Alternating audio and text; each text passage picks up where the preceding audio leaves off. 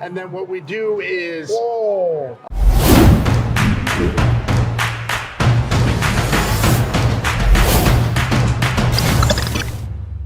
Hey, what's up? It's Luis from America's Best Restaurants, and we're traveling the country coast to coast to find the places where you need to eat at on a weekly basis. So today we're in Indianapolis, Indiana at the Garage Food Hall, and we're actually inside at a restaurant called Lachinita Poblana, which is a Mexican restaurant, and we're gonna be talking to the owner, George, about the restaurant, and we're gonna be having amazing dishes like their peanut salad, which sounds amazing. It's like a peanut udon salad. You guys can't miss it. And we're gonna be seeing a couple of other items. So I know you're hungry because you're watching this. So why don't you just come with me? Let's go check it out.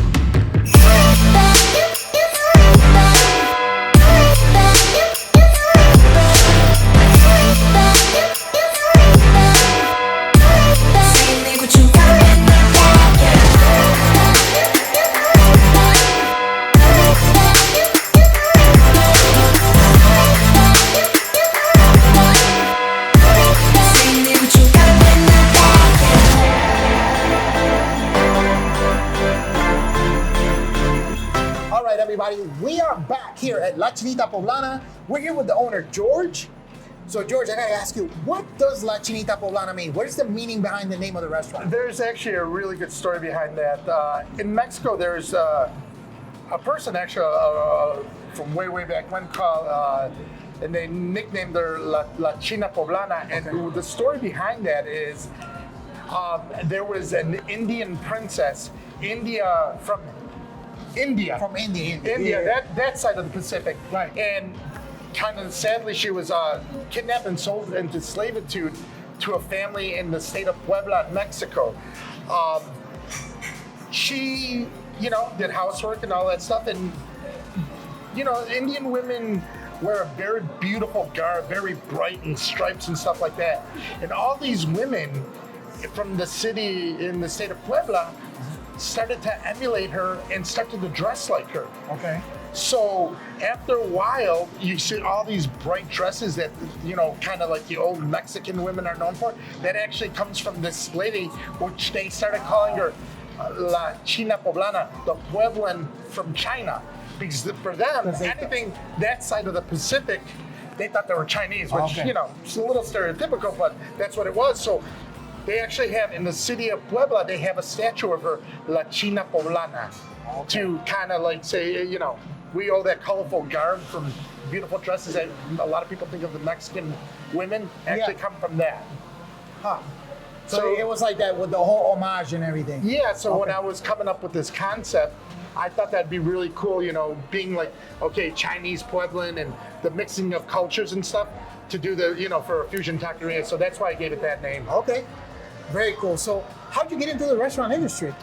Ooh, that's another lifetime. Actually, I was in college for 2 years for electrical engineering. Yeah. What? Yeah, exactly. Wait, hold on. How do you go from wanting to be an engineer to be a restaurateur? Well, you know what? After like the second semester, you know what? I didn't have a passion for it. Okay. And I dropped out of school, and I was kind of depressed and everything. And my sister actually goes, "You know what, George? You've always loved cooking." Some of my fondest memories were when I was a child cooking with my mom. Like I'm 4 or 5 years old, peeling chilies and doing a lot of stuff. She goes, "Why don't you go to culinary school?" I tried it and I loved it. I absolutely goddamn loved it.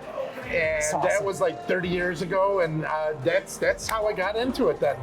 That's funny. That's kind of similar to me because I actually went to college for electrical engineering. Oh, did you? And after I took a few classes, I got to the circuits class. I was lost. Yeah. Like, I don't understand. Oh, yeah, the current goes this way. I'm like, dude, I don't get that. So I'm like, all right, I'm done. What did it for me, everything was based on curves. Okay. And there would always be that one guy that would got like a 98%. And then screw up the bell curve, right? And you're like at 70-something, you're like, gee, thank you. Now I got a D or an F. Oh, man. That's so funny. All right, George. So we have some great items that you have here. So you know what? Let's start with this one. Tell me, what do we have? That's our salt and pepper shrimp. So again, being the fusion restaurant, when we're taking the shrimp, in salt and pepper in Chinese style is like shrimp is you're taking like cornstarch, you're mixing white pepper, black pepper, and the most important thing, you're mixing in Szechuan peppercorns into it. That Szechuan peppercorns actually give you a little tang. We deep fried it, and then the sauce, I wanted to make like a play on like a sweet and sour. So what it is, it's like a caramelized onion chipotle salsa. So we take that onion, caramelize it down so it's really sweet, add a little chipotle, add a little rice wine vinegar and some seasoning. Boom, there's your taco. So it's like, it's just like, that's like our staff favorite. They love that taco. It's very different than anything I've ever had before. Yeah, again, so good. It's that fusion that we're talking about. But it's awesome. It's got that kick, but I've never had anything like this. That's awesome, man. It's really good. Awesome. This one right here? That's gonna be, well, that doesn't have a lot of fusion. It's Mexican string corn. Yeah. We're taking sweet corn, taking it off the cob. Then we put a little lime juice, and we're making a mayonnaise with chile chipotle, chile morita, onions, garlic, a lot of seasoning. The play on the mayonnaise. Then we're putting a little cotija cheese. We're actually putting, instead of the ground Mexican chili, we're actually putting Korean chili flakes on there. And then to top it all off, we put a little crushed hot Takis on top. That's cool. So another restaurateur that I interviewed, his name is Jay. He loves Takis, but he puts Takis on donuts. Super weird. Blue Takis. I have never tried that. So it's funny. Anytime I see Takis, I take a picture of it and I text it to him. That's weird. It's a big Taki guy, so shout out to Jay on that one. But that's cool. That's very good. This one right here, this looks amazing. It's our 5-spice pork quesadilla. So we're taking 5-spice, the Chinese spice. We're taking pork butt. We're doing a dry rub on it with the 5-spice. Then we're wrapping it in Napa cabbage leaves. And then what we do is we cook it overnight for about 10 hours at about 175 degrees, so it completely falls apart. We mix it with a little hoisin, then cool it down. And then we're doing the quesadilla. When we do the quesadilla, we're warming that up. We're doing a little jack cheese. We're doing some crispy fried onions in there. Topping it off, we make like a sauce using hoisin. Then we mix it with a chile de árbol salsa to make the sauce that we put over the top. Sour cream, queso fresco. Really, really unique, but so good. I want to tell you something. I made this in the nicest way possible. You're a bad influence, but in a good way. That is phenomenal. That's really so unique. I've never had it a quesadilla like this before. I wouldn't even call this a quesadilla. I understand why, but it's so different, man. It's such a great blend of flavors there.